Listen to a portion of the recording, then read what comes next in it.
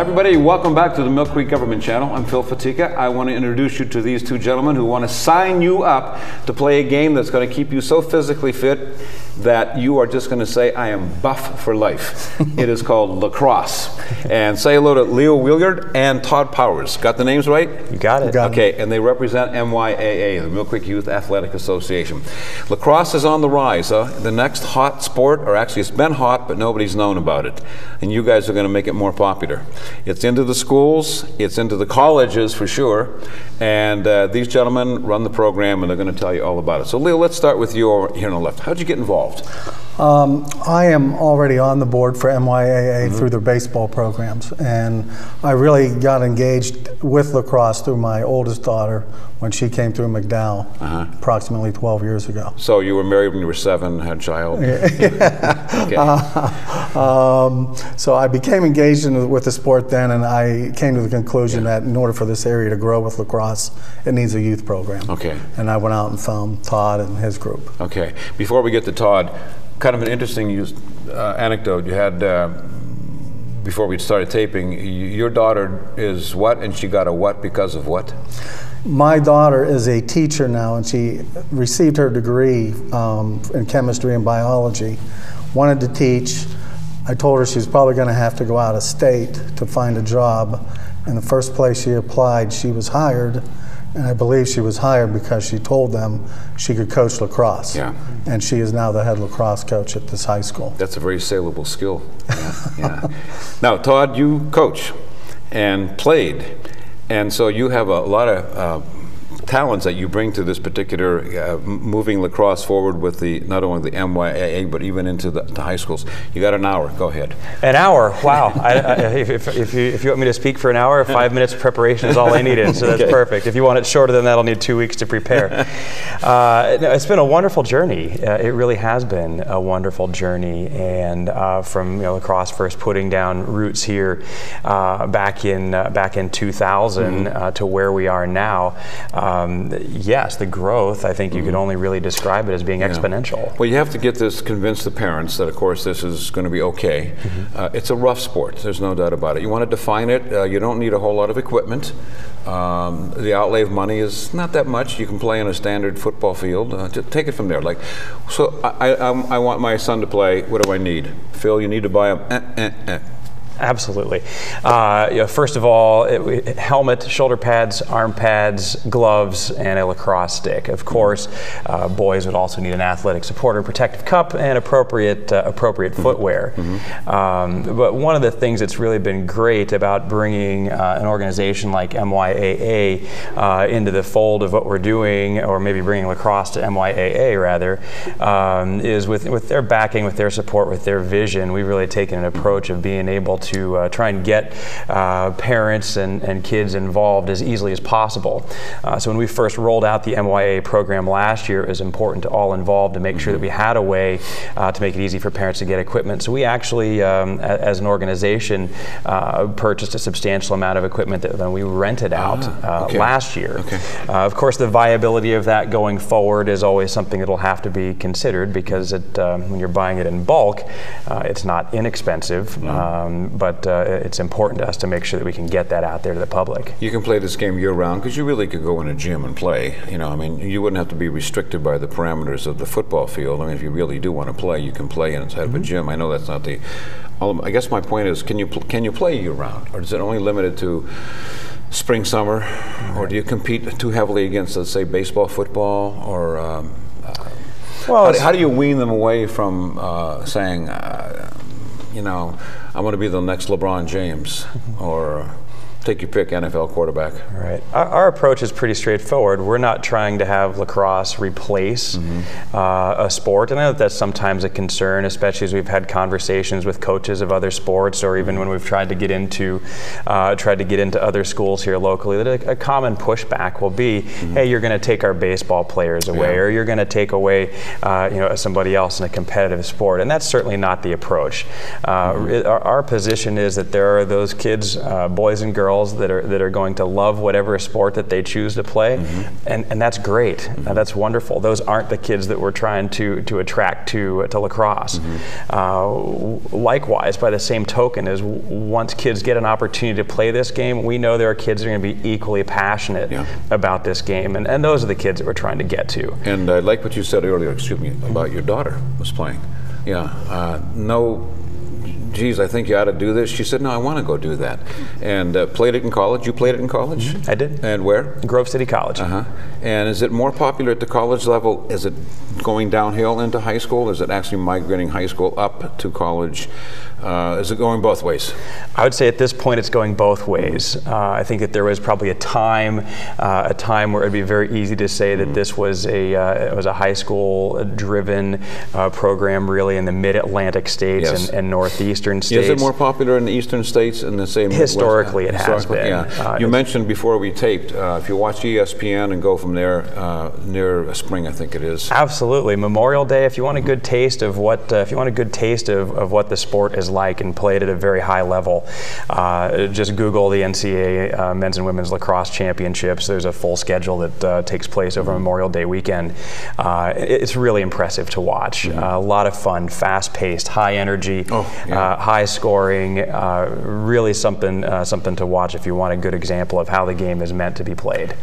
Leap ahead a little bit, then Leo, I want to come back to you about the new field. Will it ever get to the level where people will pay to see it played at a professional level?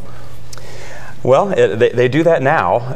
It's certainly not any fear of taking over the NFL or Major League Baseball at this point, but they do. They have both indoor professional leagues and outdoor professional leagues where it's not uncommon for them to put people in the stadium that want to see the game played. I think right now the sweet spot is really at that NCAA Division I, high level Division II, and even Division III. We've seen an incredible growth in that. In that division as well, just with I think really as much as the high school programs have grown, they're turning out better and better athletes across the country, better and better, more accomplished players. So that just serves to rise the level of competition everywhere. Leo, can you, before we ask about the fields, can you liken it to, like, say, ice hockey or field hockey? There's a parameter you can't shoot from inside of, or you can get as close to and you're going to jam it in. I mean, the object is to put the ball in the net. Correct. The net's not big. Right. It's 6 foot by 6 foot. Yeah, and it's flying. That ball's flying fast. It can fly fast. Yes, and the object is to jump ball, put it in your net, and try to stop me. Yeah. Exactly. Yeah. Okay. And it's often compared to the field would look much like an ice hockey rink is set up, because there is playing space behind the goals. The flow of the game is often compared to the flow of a basketball game. Many of the people that are basketball aficionados who'd watch a lacrosse game, it would be very easy for them to recognize offensive and defensive schemes, and of course the transition up and down the field. If you kind of married you married ice hockey and basketball, you'd get a pretty good idea. 10 on the field for each team at a time. Okay. And can you substitute freely? Absolutely. Or only on injuries? Or you substitute on the fly, and that's one of the things that makes it great. It's been commonly referred to as the fastest game on 2 feet because it's going all the time. Yeah, the length of the field is 110 yards from end line to end line. Goal line to goal line is 80 yards apart. You better be in good cardio shape. You bet. You bet. But you are. You can tell. Well, that's kind. Thank you. But you haven't gained an ounce since college. One or two. But in fairness, I don't want to pigeonhole that and eliminate people that aren't long distance runners, because I've seen people on the lacrosse field that take on all shapes and sizes. There are different roles for different people to play, and I've seen people who are small and fast, and I've seen people that are bigger and maybe not as agile, all be equally as successful if they play to their roles and develop their skill sets. I'll bet you I get this one right. I bet you both volunteer. That's correct. That's right. No pay at this level. You got it. Which is a testimony to your passion for the game and your passion to help MYAA. Because of the growth of the MYAA program, and because you're coming into it with lacrosse, you got to play somewhere. And those fields just don't take care of themselves. And I know this because My son-in-law does this in Ohio. Tell us about what you have to do, your responsibilities. Last year was our first year for lacrosse, and we played up at J.S. Wilson, back behind the school. Rain or snow or sleet or sunshine? Right, the high school and the middle school teams are up there year-round playing. Our program was in August. Yeah, and in fairness to parents, if we're focusing on K through 5, we didn't really play in the rain and sleet and snow, because as a parent of a 5-year-old and a 2-year-old, that would not be attracted by that. But at the high school level, they start practice next week. You're going to get wet. Yes, plan on it. Wet and cold. Yeah, exactly. Wet and cold. So you take care of all these fields, but through the largesse of a gentleman, sprung open this field at 15th and Pittsburgh that's going to become, well, tell them about it. That'll be our next sports complex for MYAA. We're going to construct 3 fields down there. 3 fields, right. Huge. They will be capable of handling lacrosse, our local football program as well. We intend on putting a runner's track through there for our new launched cross-country program. Wow. Concessions, bathrooms, pavilions. We're probably looking at a 3 to 5 year project. We're going to raise money for it locally. We're going to raise it a nickel at a time, and we're going to probably need somewhere around $500,000 to do it. Next year we plan on starting to play there in the spring. Wow. I will compliment you. It's because of the passion that you have for this, that this is one of the most successful programs any place. I mean, it takes people like you to make this work, and I know that, and we tip our hat to you for doing this, because as I said, you know, there's no pay involved here at all. It's done because you love it, you love the kids, and it's amazing. They go on, but they come back because of the road you pave for them to help out and to do this all over. So Phil's going to play. Do I have to try out? Do I have to make the team? At the MYAA level? Or is everybody going to play? At the MYAA level, really our focus is building this from the youth level up. Okay. Prior to, in years prior to this, what we did is when we brought lacrosse to Erie, we really started at the high school level and tried to drive it down, which we've had really good success with that. Yeah. But what we've found is it seems that there, like Leo pointed out, that there was this vacancy in the youth level, and many of the teams that we're playing at the high school levels have programs that are in place. We're competing against programs that they've played together since they were in first grade. So we're clearly at a competitive disadvantage here locally at the high school level until we're able to build programs where we have kids that have been playing from young ages. So really what we've done at the MYAA level is we focused on starting the program last year, ranging from kindergarten to 5th grade. Oh, wow. Right? So really, it's all inclusive. If you want to come and play, we're going to find a spot for you. Yeah. We're not cutting kids. We're trying to grow the game and give kids an outlet to play and have fun. In all seriousness, when I knew I was doing this, I really believed that the game was originated by the Iroquois Indians, or certainly an Indian group that played with these ball and nets, and am I correct on that? Yes, you are absolutely correct. It is a Native American sport. Tremendous history, tremendous history to this game. Couple internet searches and you can get pretty much anything that you'd want to know about it, but the history is really quite wonderful. It was originally known as Bagatawai, and they would use that as many of the tribes would actually use it for endurance training in preparation for warfare. Also, it was sometimes played even between from village to village as a form of celebration. So the history behind the game is absolutely unbelievable. Is the history of the game also in the Olympics? Is it played at the Olympic level, lacrosse? I know field hockey, I think, is. The talk, of course, today is they're going to do away with wrestling. Right. Golf is being inserted. You know, golf will pay the bills. I mean, you know, people will pay to see Tiger play in that. But Leo, you're the commissioner of the lacrosse program, and your plans are to grow it and get scholarships and to push people forward. You got an hour. We really look to grow the program. Yeah. We're going to start with the 3 fields at the new complex. Okay. We are planning on this being not just an MYA program, but a regional program that'll incorporate the whole county. And I feel once we establish it as that type of youth program, then it'll only be a short time before all the high schools are involved. And we'll have local lacrosse stars going to the local universities. Good. So what I'm hearing you saying is MYAA is taking the lead on this and pushing it forward. We're definitely taking the lead, and we're going to make it happen. What are some of the, going on beyond high school, what are some of the power colleges that have lacrosse? I mean, that's a premier sport. You can play football, but if you're a real man or woman, you play lacrosse. Who's usually ending up in those NCAA championships? Yeah, I'll tell you, you'd be hard pressed. And you get the scholarship for it too. Right. You'd be hard pressed to look back over the course of the past 20, 25 years, which they consider to kind of be the modern, the modern era of lacrosse. And if you're not finding a Syracuse, Virginia, Johns Hopkins, Duke, even a Princeton, if you're not finding one of those five teams in the Final Four, there's probably been a major upset somewhere along the way.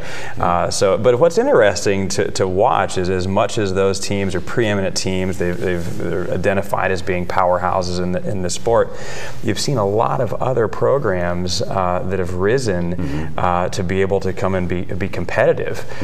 For instance, Robert Morris, which is a program down in the Pittsburgh area, new within the last decade to the sport of lacrosse, is sometimes ranked in the top 20 nationally, which is quite impressive to see a young program be able to get that kind of traction. Well, we both know that around here, in the state of Pennsylvania, you play in Class A, you play in Class AA, whatever.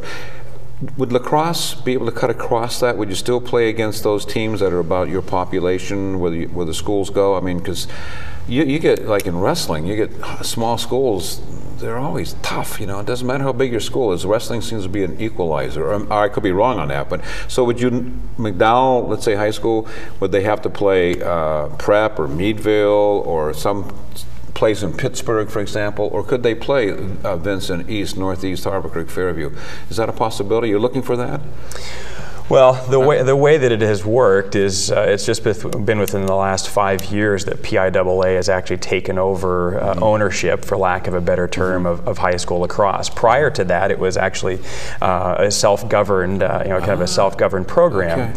And the way that there was only maybe at the time there was maybe only 35 or 40 schools in Western Pennsylvania that actually had boys lacrosse. And at that time, you'd schedule your games against teams that you thought you were going to be competitive against, and occasionally schedule some stretch games in there as well. With PIAA and their rules, obviously that has a different impact on the game.